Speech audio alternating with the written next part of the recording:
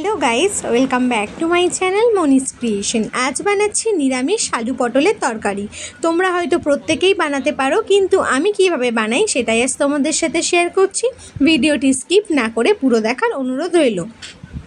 প্রথমেই আমি নিয়েছি পটল আলু। পটলগুলোকে আমি 3 টুকরো করে নিয়েছি, আলুও কেটে নিয়েছি।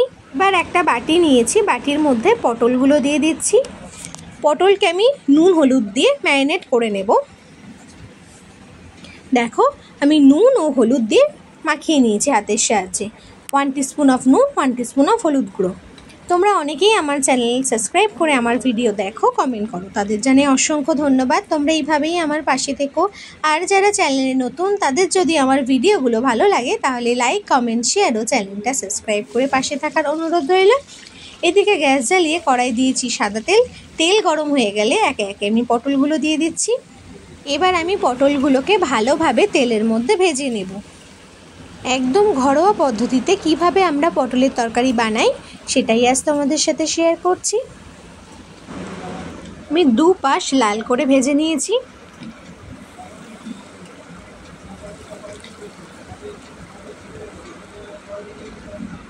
দেখো, আমার পটলগুলো ভালোভাবে ভাজা হয়ে গেছে। এবার আমি পটলগুলোকে তুলে নিচ্ছি। ওই একই তেলে দিয়ে দিচ্ছি কেটে রাখা আলু। আলু দিয়ে তেলের মধ্যে আবারও ভালোভাবে ভেজে নেব।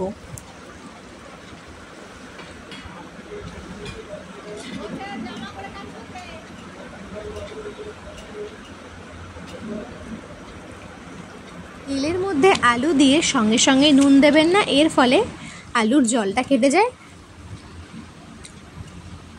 কিছুটা পরিমাণ ভাজা হওয়ার পরেই আমি নুন দিয়েছি। দিয়ে দিচ্ছি সামান্য পরিমাণ হলুদ গুঁড়ো। হলুদ দিয়ে ভালোভাবে আলুর মধ্যে মিশিয়ে নিচ্ছি। দেখো, আমার আলু ভাজা হয়ে গেছে। আবারও পটলের মতো আলুগুলো আমি তুলে নিচ্ছি। এদিকে কড়া বসিয়ে কড়াই দিয়ে দিয়েছি সর্ষের তেল। তোমরা চাইলে ওই একই তেলে করতে পারো। ফোড়নের জন্য দিয়েছি একটা তেজপাতা, সামান্য পরিমাণ জিরে ফোড়ন, দিয়েছি চেরা 2টো কাঁচা লঙ্কা। এবার দিয়ে দিচ্ছি কেটে রাখা টমেটো কুচি। টমেটো দিয়ে তেলের মধ্যে ভালোভাবে মিশিয়ে নিচ্ছি। এবার দিচ্ছি সামান্য পরিমাণ কাশ্মীরি লঙ্কার গুঁড়ো। তেলের মধ্যে যদি কাশ্মীরি লঙ্কার গুঁড়ো দেওয়া হয় তাহলে তরকারির কালারটা খুব সুন্দর আসে। ভালোভাবে তেলের মধ্যে টমেটোকে আমি কষিয়ে নিচ্ছি। দিয়ে দিচ্ছি সামান্য পরিমাণ চিনি, সামান্য পরিমাণ নুন। এর ফলে টমেটোটা তাড়াতাড়ি গলে যায়।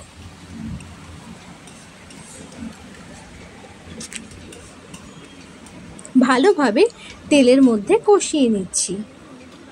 দিয়ে দিচ্ছি সামান্য পরিমাণ আদা বাটা। আদা বাটা দিয়ে আবারও ভালোভাবে মশলা কষিয়ে নিচ্ছি।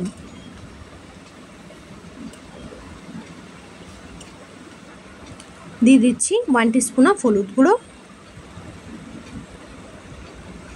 1 টিস্পুন অফ ধনে গুঁড়ো, 1 টিস্পুন অফ জিরে গুঁড়ো। দিয়েছি সামান্য পরিমাণ জল।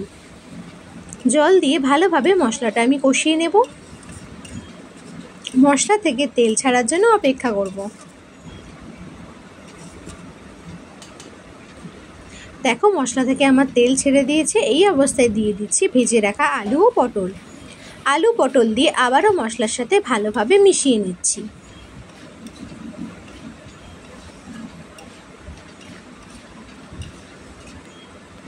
দুই থেকে 3 মিনিট আমি আলু আর পটলকে ভালোভাবে কষিয়ে নিয়েছি। এরপর দিয়ে দিচ্ছি পরিমাণ অনুযায়ী জল। জল দিয়ে ভালোভাবে মিশিয়ে নিচ্ছি। এবার আমি ফুটতে দেব 5 থেকে 6 মিনিটের জন্য। এবার আমি হাই ফ্লেমে ফুটতে দিয়েছি। 5 থেকে 6 মিনিট পর দেখো, আমার আলু সিদ্ধ হয়ে গেছে। তোমাদেরকে দেখিয়ে দিই আমার তো তৈরি সহজ পদ্ধতিতে আলু পটলের তরকারির রেসিপিটি তোমাদের কেমন লেগেছে অবশ্যই কমেন্ট করে জানিও। যদি রেসিপিটি ভালো লাগে তাহলে লাইক, কমেন্ট, শেয়ার ও চ্যানেলটি সাবস্ক্রাইব করে পাশে থাকার অনুরোধ রইল। আবারও দেখা হবে একটা নতুন রেসিপিতে। Thanks for watching.